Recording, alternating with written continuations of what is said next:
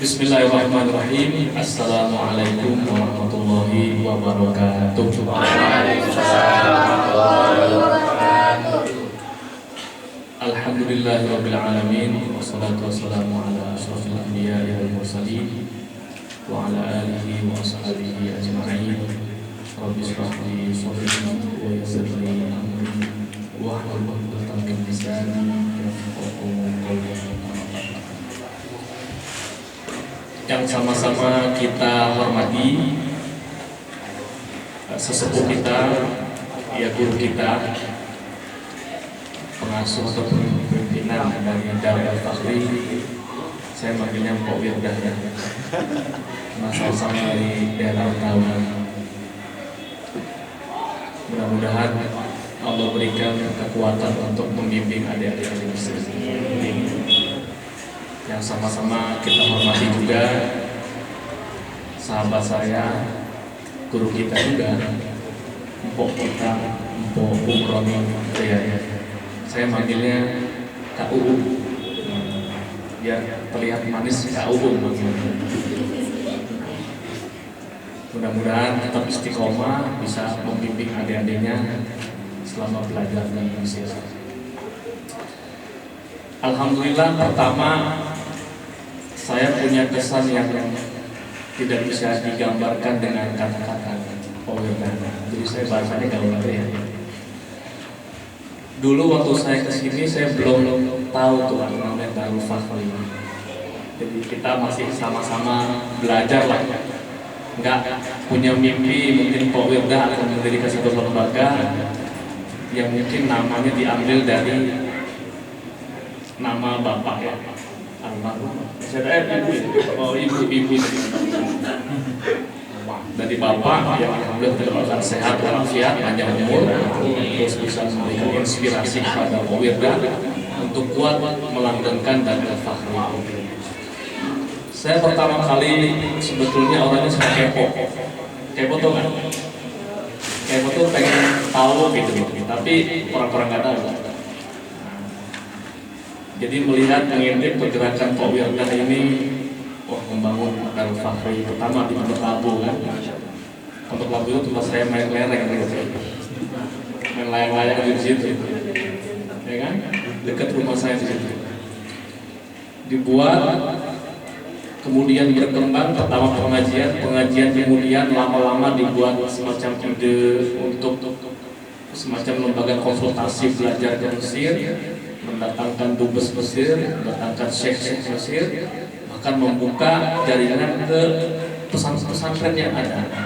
Saya juga pernah ditanya langsung, diberikan komentar oleh pimpinan Darul Najah, Cipining juga, Jakarta, itu Pak Wirdah ajib, luar biasa. Tepuk tangan.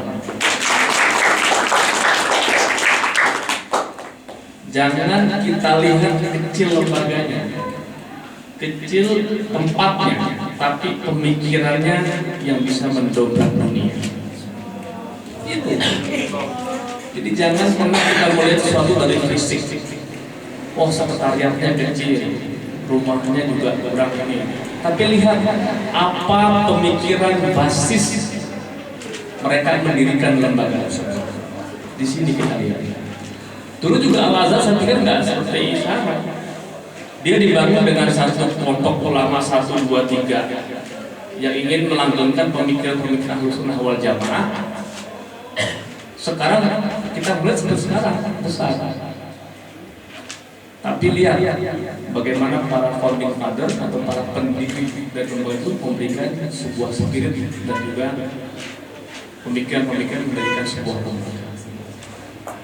Beberapa tahun kemudian lebih dahsyat lagi, ternyata Walhasil sudah mendirikan cabang di sini.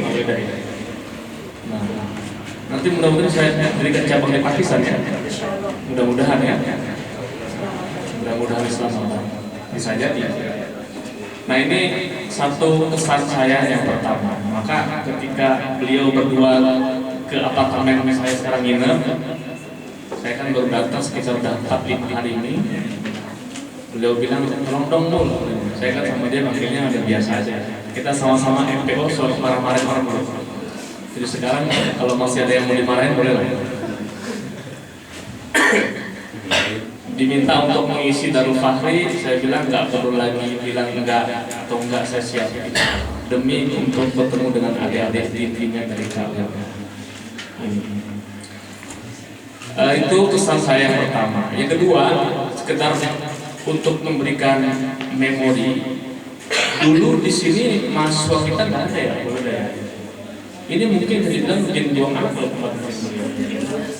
tempat jin buang anak di sini. Kita nggak pernah tahu, makanya saya ketika kesini itu surprise juga ketika lihat, ternyata di belakang Al Azhar Dosen itu ada yang begini-begini gitu loh. Ketemu dengan keledai gitu kan, kemudian juga warung-warung sempit, terasa kembali kepada zaman Imam Syafi'i gitu. Tapi untuk sekolah ini satu kelebihan sebetulnya. Kami yang dulu ini nggak pernah tahu ini.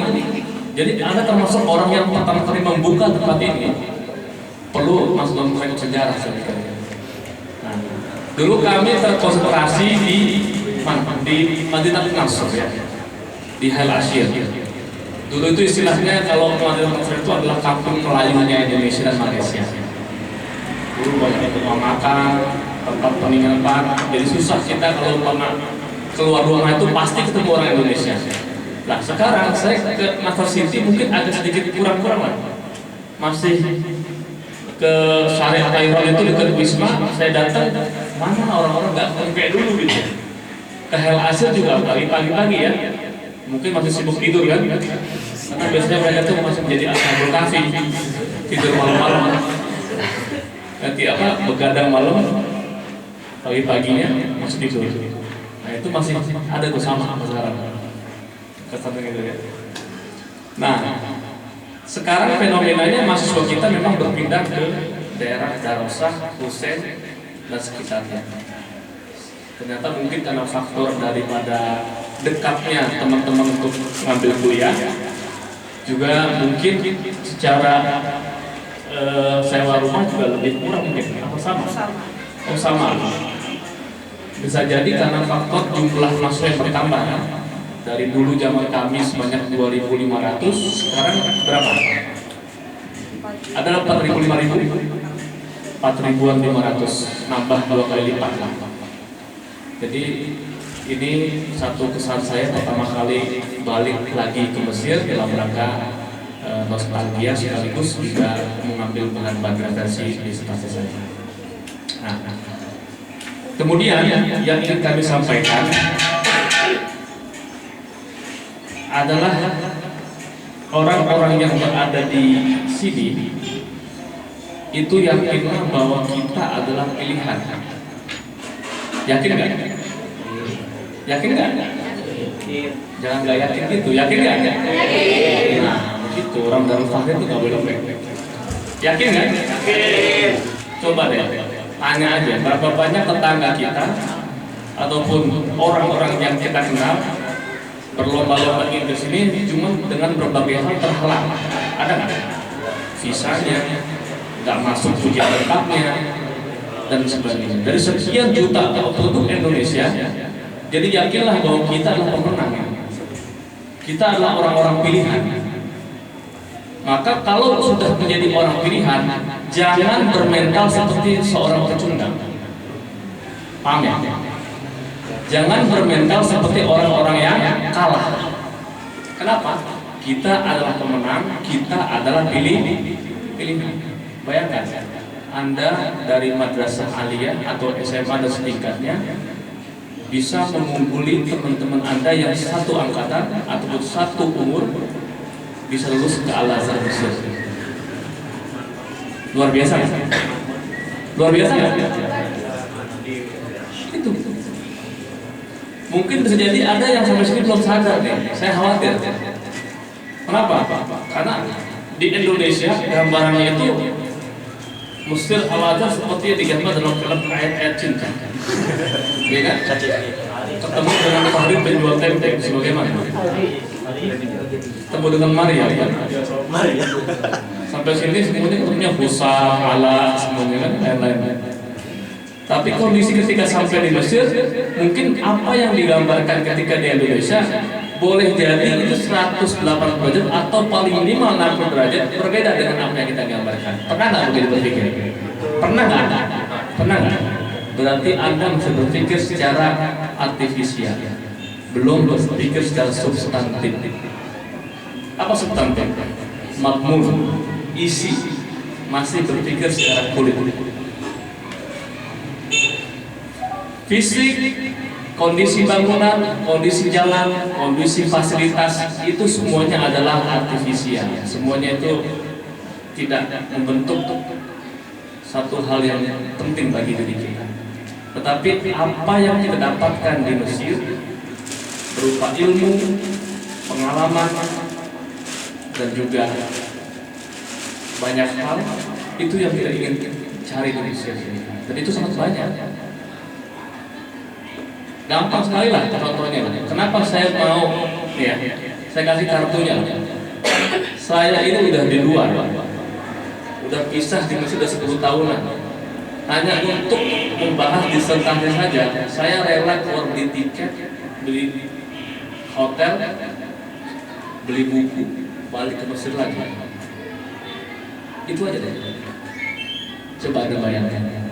Dan berapa banyak orang seperti kami, seperti saya, yang kuliah di Eropa, kuliah di Amerika, bahkan kuliah di Indonesia, ingin menyelesaikan disertasi ataupun skripsinya, dia rela untuk terbang dengan sekian mil kilometer, dia gunakan uang dia bayar akomodasi hanya untuk mendapatkan referensi. Jadi Anda hidup di tengah-tengah gunung dan tumpukan ilmu yang luar biasa. Cuma masalahnya Anda belum tahu ilmunya apa yang ingin Anda ambil, begitu kan? Maka sekali-kali ketika kita menyadari bahwa pertama kita adalah pilihan, kita adalah pemenang, jangan bermental pecundang dan jangan bermental orang-orang kalah. Dan yang harus kita ingat bahwa kita di sini di Mesir berada di tengah-tengah tumpukan dan gudang yang ilmu. Maka jangan pernah seperti ayam yang mati di dalam lubung padi. Tahu nggak? Ayam itu mati di lubung padi bukan karena kelaparan, tapi kalau saking banyaknya padi dia mati. Bingung bagaimana mengambilnya ini. Dia mati juga. Maka jangan sampai begitu. Anda harus tahu bahwa Anda pemenang, Anda sebagai orang-orang yang diharapkan oleh masyarakat. Maka lihat bahwa di sini merupakan mengurangi ilmu, maka jangan sampai Anda mati melupakan. Itu. Semangat nggak sekarang? Semangat nggak? Itu dulu deh pertama kali. Biar kalian itu sekarang merasa, oh saya berada di sini. Anda bukan di Muntilan lagi saya. Bukan di Mojokerto, bukan di Yogyakarta lagi. Anda sudah harus berpindah dari satu pemikiran yang tadinya di Indonesia, Anda menuju suatu negara yang penuh dengan peradaban, penuh dengan ilmu pengetahuan, penuh dengan ulama dan pemikir-pemikir Islam. Ini harus dimanfaatkan. Jadi ada dua teori. Yang pertama, sudah sampai ke sini itu Anda ambil sendiri tanpa adanya satu dorongan dan juga guideline dari teman-teman. Silakan kalau mampu. Ini saya kasih metodenya. Sekarang Anda sudah sadar kan bahwa Anda pemenang kan? Udah ya? Ini dulu nih, penting nih. Jangan-jangan masih bilang, saya nih di sini kan dipaksa sama calon mertua saya. Ada yang gitu. Saya di sini kan dipaksa sama ibu bapak saya. Jadi Anda belum menyadari bahwa ketika berada dalam fase ini bahwa Anda adalah seorang pilihan. Itu dulu. Sekarang saya bertanya ya, sudah sadarkah Anda bahwa Anda adalah orang pilihan? Sudah. Sudah sadarkah Anda bahwa Anda adalah orang-orang yang beruntung? Sudah. Oke. Kita lanjut lagi sekarang. Sekarang bagaimana ini? Sudah di sini dengan kondisi kelebihan negara Mesir yang luar biasa. Kalau tanya tentang ulama, pemikir Islam, Kutubuturos, tanya nih, Pak Wida sama Pak ini masternya di mana ini. Saya angkat topi lah, nggak boleh debat sama beliau. Luar biasa, ngaji-ngaji, ikut talaki, ikut kajian-kajian ilmiah, organisasinya aktif. Jadi saya susah debatnya. Kalau umpama saya debat organisasi, mungkin saya masih dikit-dikit menang lah ya. Masih ya levelnya very lah ya masih. Tapi kalau udah berdebat masalah ilmu talaki tentang bagaimana interaksi dengan syekh ataupun ilmu-ilmu turas, luar biasa. Jadi tolong dimanfaatkan ya. Nah, satu cara ini tolong diingat, ada dua cara. Yang pertama adalah Anda sudah sadar bahwa banyak ilmu di sini, banyak pengetahuan di sini, banyak ulama di sini, tapi Anda mencari sendiri tanpa butuh bantuan guru ataupun kawan yang menggait Anda. Kalau bisa silakan. Ada nggak di sini paksaan dari Fahri? Hei, kamu tuh nggak mungkin bisa jadi master, MA, dokter kalau kamu nggak masuk ke Fahri. Bisa? Ada nggak? Nggak ada. Tidak ada paksaan. Hai, kamu harus, kalau sudah ke Mesir, kamu harus ikut dengan organisasi ini itu supaya kamu itu sukses. Ada nggak? Tidak ada. Itu yang pertama. Kamu cari sendiri dengan syarat kamu bisa mencarinya. Nah, tadi nggak ada paksaan. Silakan kamu cari sendiri bagaimana mempelajari usul fikihnya dengan kuliah sendiri. Kamu cari guru sendiri. Silakan. Syaratnya apa? Kamu tahu, kamu mampu. Why not? Nggak itu masalah. Cuma kata pepatah mengatakan halakan ru'un lam ya'rif qadrahu atau qadr nafsi. Jadi sungguh akan celaka seseorang yang tidak mengenal kadar takaran dirinya. CC-nya semana sih? Jadi baru membaca bab Toharoh sudah mengklaim sebagai mustahil, kan susah. Betul ya? Baru bab Toharoh gitu, Toharoh alma yang qasim bila ismail, ya kan? Tohirun dan sebagainya. Langsung besok fatwa. Oh ini haram ini, nggak boleh. Demonstrasi haram, wah gitu kan? Nah, kita kawan kita itu si Petri kan? Oke. Itu begitu. Jadi paginya dia baru belajar alif bata, isim dan sebagainya, bab Toharoh, malam hari itu fatwa. Jadi kalau dia mampu silakan, tidak ada paksaan. Tapi kalau sampai tidak mampu, Anda butuh yang namanya metode kedua. Apa metode kedua? Anda membutuhkan guideline, butuh bantuan mursyid yang akan membimbing Anda menuju kepada goal, tujuan yang Anda akan capai selama di Mesir. Kenapa? Di sini banyak ilmu, tapi kalau Anda nggak punya satu orang yang bisa mengarahkan, Anda tidak gabung pada organisasi yang bisa membimbing Anda. Kenapa? Hati kan bolak-balik loh. Kadang-kadang kalau kurang titipan dari Indonesia kirimannya bisa ibadah pada Allah taat dekat sekali. Allah, aku lapar ya Allah. Kenapa? Kurang titipan dari kiriman dari orang tua. Begitu dapat kiriman jurek, ATM cacat di mana-mana kan, ke mall, Abbas Asor, ke Tahrir, jangan-jangan Tuhan jauh sekali. Ya. Nah, ketika kita tahu bahwa kadar diri kita seperti itu masih labil, umur berapa? 21 tahun atau di bawah itu, apalagi kan masih labil, belum punya pengalaman. Tinggal satu negara yang luar biasa, Anda butuh namanya satu bimbingan. Ini mutlak, gitu. Bukan orang yang berpengalaman yang memaksa Anda, tapi Anda harus paksa diri Anda untuk mencari pembimbing, gitu loh. Paham nggak? Karena kebutuhan. Ibarat kata Anda masuk satu belantara, satu hutan, tidak dibekali sama tongkat, tidak dibekali oleh torch, apa namanya, center, tidak dibekali oleh apa, dan nggak ada penanda penunjuk arah. Itu pasti akan tersesat nanti.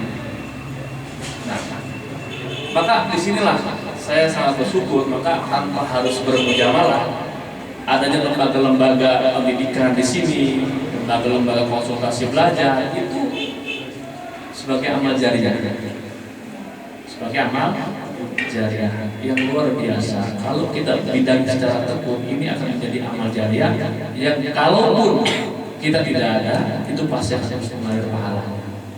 Itu kan? Benar nggak? Kenapa? Karena berperan strategis untuk bisa membuka pintu-pintu belantara bagi adik-adik yang lain. Nah, ini sekarang tinggal pilih ya. Jadi sudah punya dua metode. Yang pertama, Anda percaya diri, cari sendiri ilmunya, buka sendiri ilmunya, cari bagaimana itu mendapatkan ulama yang bagus dengan cara Anda, tanpa butuh adanya bimbingan. Apa syaratnya? Anda mampu. Nah, kalau tidak mampu dan Anda ingin mencapai tujuan mengambil ilmu yang ada di Mesir ini, kunus ataupun satu mutiara yang terpendam di negeri ini, maka Anda harus shift kepada metode yang kedua. Anda membutuhkan satu bimbingan, guideline. Nah, guideline bisa personal, bisa institusional. Bisa katakan dengan siapa yang Anda anggap dia bagus, datang kepada dia, tolong bimbing saya untuk mencapai tujuan mengambil mutiara yang ada di Mesir. Atau Anda datang kepada satu institusi yang memang tujuannya adalah menyelamatkan kita atau membuka tabir-tabir mutiara yang ada di Mesir. Nah itu, paham ya? Jadi ada dua metode yang kita harus lakukan di sini. Itu yang keberapa? Yang ketiga. Yang keempat, karena Al-Azhar ini saya pikir sekarang kan sudah terkenal banget ya, benar nggak? Apalagi sejak adanya ya macam-macam ya film-film itu ya. Mudah-mudahan Anda bukan termasuk orang yang kesini tergugah karena ingin menjadi artis ayat cinta ya. Nah, tapi betul-betul ingin mengambil ilmu di Al-Azhar. Nah, ketika sudah di sini tentunya harus paham nih kira-kira apa yang menjadi kelebihan kita di sini dan apa yang menjadi kekurangan. Saya pikir itu. Sekarang saya ingin tanya nih, kira-kira apa sih kelebihan Al-Azhar dibanding dengan yang lain-lainnya? Ajarannya deh, ajaran apa yang memang betul-betul ingin kita ambil dari Al-Azhar? Ada nggak yang satu aja, satu kalimat ini gitu yang menonjol dari Al-Azhar? Silakan, Mas. Moderat. Ada lagi nggak? Wasatiyah. Iya, moderat, wasatiyah. Fokus. Ini memang baca dalam Fahri itu luar biasa. Moderat, bahasa Arabnya wasatiyah. Bagus. Ada lagi? Tengah-tengah. Ada lagi?